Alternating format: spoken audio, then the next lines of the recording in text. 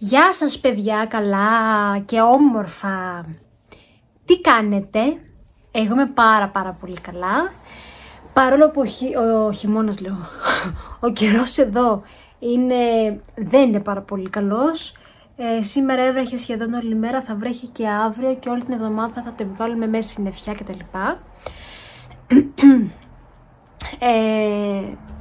Ναι, αλλά εμείς βγήκαμε έξω και σήμερα πήγαμε σε μια φίλη της μικρής μου που ήθελε πάρα πολύ να τη δει και χάρηκα και εγώ πάρα πολύ γι' αυτό, γιατί είδα τη μαμά, καθίσαμε, μιλήσαμε και τα λοιπά και μου έκανε και εμένα πάρα πολύ καλό και έκανε και στη μαμά πάρα πολύ καλό. Λοιπόν, χαίρομαι πάρα πολύ που βγάλαμε νικήτρια στο διαγωνισμό μας. Συγχαρητήρια στη Σοφία λοιπόν. Αν με βλέπεις, νομίζω στο έχω γράψει και στα σχόλια, πρέπει να επικοινωνήσεις μαζί μου για να πάρεις το δωράκι σου. Εύχομαι μέσα από την ψυχή μου να είσαι πάντα τυχερή σε όλα σου, όχι μόνο στους διαγωνισμούς, σε όλα σου και κυρίως στην υγεία σου και όλα τα άλλα θα έρθουνε. Λοιπόν, φίλες και φίλοι, σήμερα ήθελα να σας κάνω ένα βίντεο με τα βιβλία που αγόρασα από το Κιλκής, από την Ελλάδα. Λοιπόν, ξεκινάμε. Το τελευταίο θα σας το αφήσω. Ναι, θα σας το αφήσω για το τέλος. Όχι, τι είπα, το καλύτερο θα σας το αφήσω για το τέλος. Λοιπόν, ξεκινάμε με ένα βιβλίο το οποίο πήρα για το γιο μου και για την κόρη μου και λέγεται «Ο Σβούρας και ο ήλιος που φωτίζει τη βροχή». Ο Σβούρας και ο ήλιος που φωτίζει τη βροχή. Είναι ένα φανταστικό βιβλίο, το αγάπησα πάρα πολύ. Και λέει, ένα βιβλίο για να αντικαθιστούν τα παιδιά τις αρνητικές σκέψεις με θετικές εικόνες, ώστε να νιώθουν χαρά και ασφάλεια σε δύσκολες στιγμές. Έχει να κάνει με το Σβούρα, ο οποίος πηγαίνει στο σχολείο, η μέρα του ξεκινάει με βροχή παρόλο που ήθελε ήλιο. Και έχουμε εδώ πέρα και τη δασκάλα, την κυρία Κουκουβάγια, εδώ, που δίνει μια πάρα πολύ ωραία συμβουλή στα παιδάκια, στα ζωάκια ουσιαστικά που πάνε στο σχολείο, και τους αλλάζει τις σκέψεις τους, τις κάνει θετικές. Λοιπόν, εδώ πέρα είναι η εικόνα της δασκάλας που δίνει μάλλον τη συμβουλή της.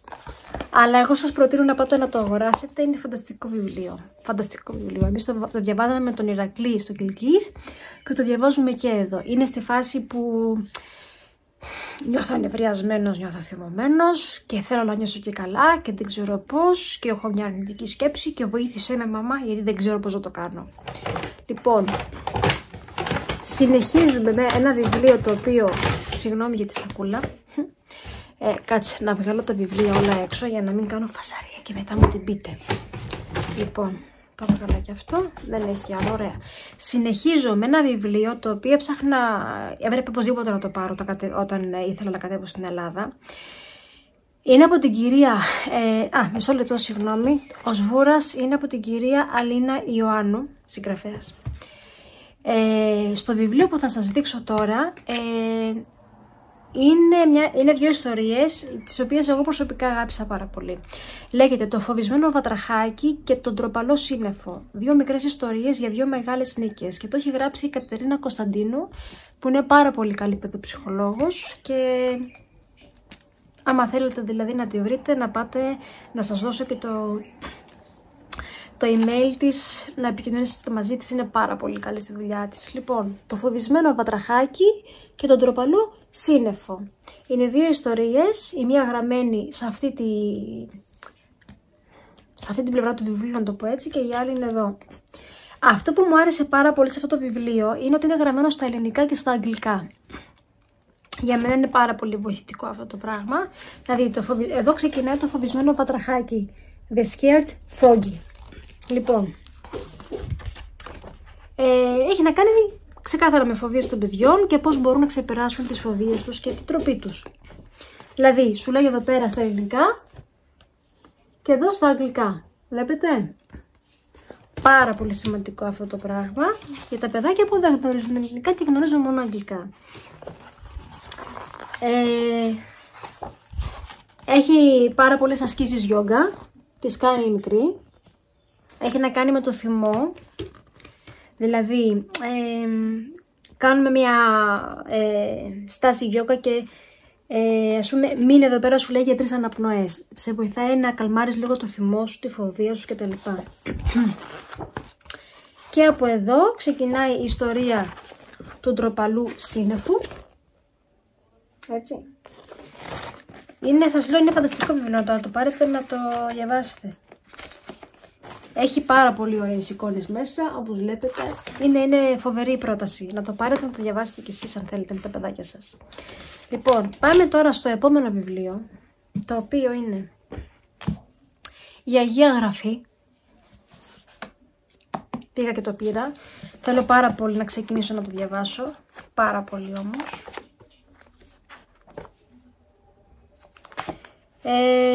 Είναι τεράστιο, αλλά εμένα δεν με ενδιαφέρει καθόλου. Αλλά θα διαβάσω τα βιβλία που έχω πάρει πρώτα, να τα τελειώσω. Όπως ας πούμε το βιβλίο της κυρίας Αχρής Μαριακάκη, μάθε από το παρελθόν σου, ζήσε στο παρόν, αυτό το πράγμα που λέει. Είμαι νομίζω στην 210 σελίδα και αν δεν κάνω λάθος έχει 296. Αν δεν κάνω λάθος, κάτι τέτοιο. Το τελειώνω τέλος πάντων. Πήρα λοιπόν που λέτε την Αγία Γραφή και αυτό εδώ πέρα πάρα πολύ μου άρεσε. Και το τελευταίο βιβλίο που πήρα, το οποίο πήρα από το περιβόλι της Παναγίας, το βιβλιοπωλείο online και μου στείλανε και το σταυρουδάκι μου δώρο. Το ψάξα πάρα πολύ για να το βρω. Γιατί στο βιβλιοπωλείο που πήγα και πήρα το σβούρα και το βατραχάκι και την Αγία Γραφή, δεν το βρήκανε.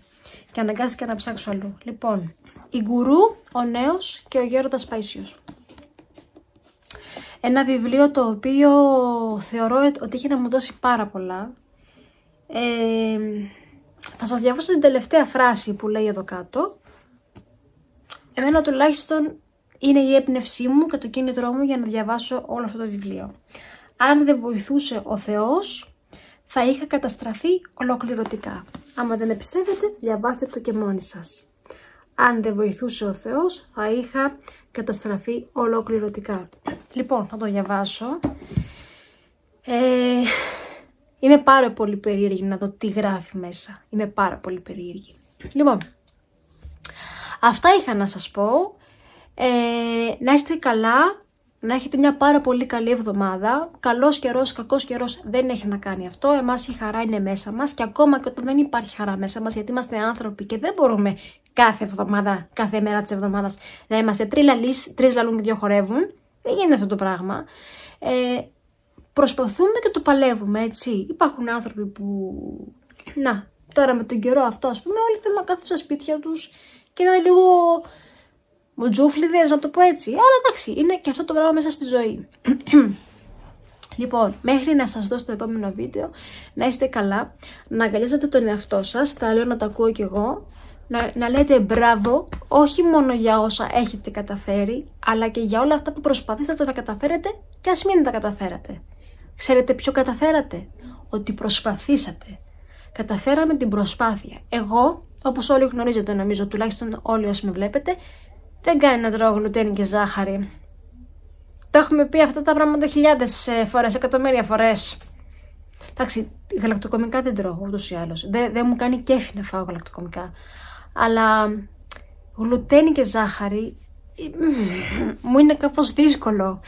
Παρ' όλα αυτά, εγώ θα μου δώσω τα συγχαρητήριά μου, έστω για τη μία φορά που κατάφερα να αποφύγω τη γλουτένι. Έστω και ας είναι μία φορά μέσα στην εβδομάδα.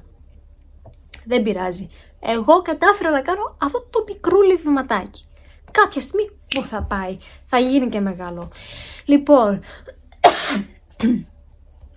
συγγνώμη για το βήχα, αλλά θέλω να πιστεύω ότι δεν έχω κρυώσει ξανά. Λοιπόν, φιλάκια πολλά, καλή εβδομάδα. Να προσέχετε πολύ τους εαυτούς σας, να πίνετε βιταμίνες. Στην κοπέλα που μου σχολίασε σχετικά με το σελήνιο, έχω σελήνιο και το πίνω από μια εταιρεία, τώρα δεν ξέρω καν από το όνομά τους. Έχω παραγγείλει πάρα πολλές βιταμίνες από αυτούς. Παρήγγειλα βιταμίνη C, σελήνιο, μαγνήσιο, μια ταμπλέτα που είναι για τις δυσκολίες στην πέψη και τι άλλο παρήγγειλα από εκεί, κάτσε, και ωμέγα 3, αυτό. Λοιπόν, φιλάκια πολλά. Καλή εβδομάδα σε όλους.